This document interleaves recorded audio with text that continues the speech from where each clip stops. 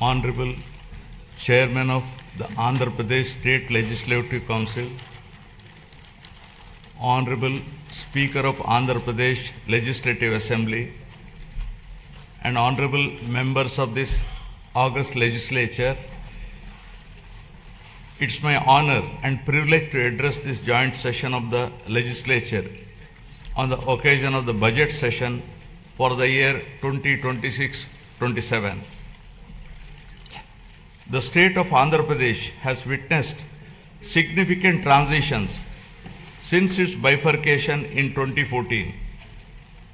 The government that assumed office that year was confronted with unprecedented challenges, including state reorganization, division of assets, loss of urban conglomeration and the capital city, infrastructure deficits, and an agricultural dominant economic base.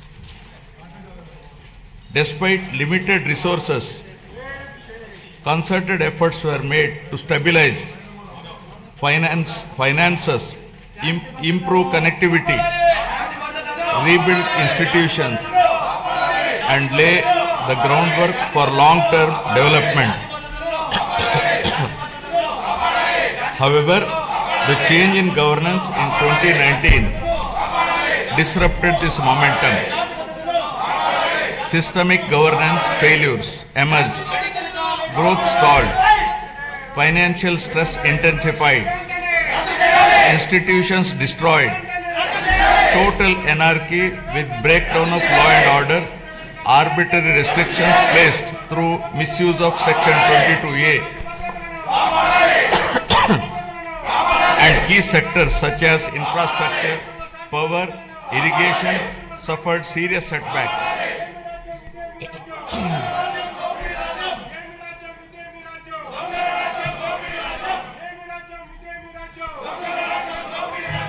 Disenchanted by these experiences, the people of Andhra Pradesh responded their faith once again in my government in 2024, granting an unprecedented mandate to rebuild the state.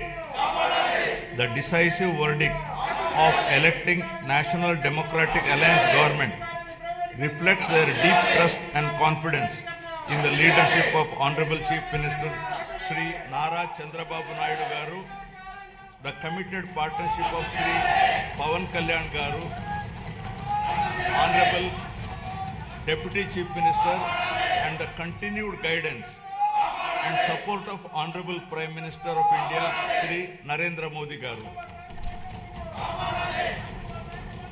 Over the last 19 months, my government has followed a calibrated path from revival towards ascendance. Immediately after assuming office, an interim finance plan was placed to stabilize governance and address urgent obligations. This was followed by our first budget, prepared within a short span, which focused on delivering Super 6 and other welfare measures and restarting development activity. Over the next 9 months, corrections were made in policies, system, and expenditure priorities. We then presented a full-year budget anchored in a long-term vision.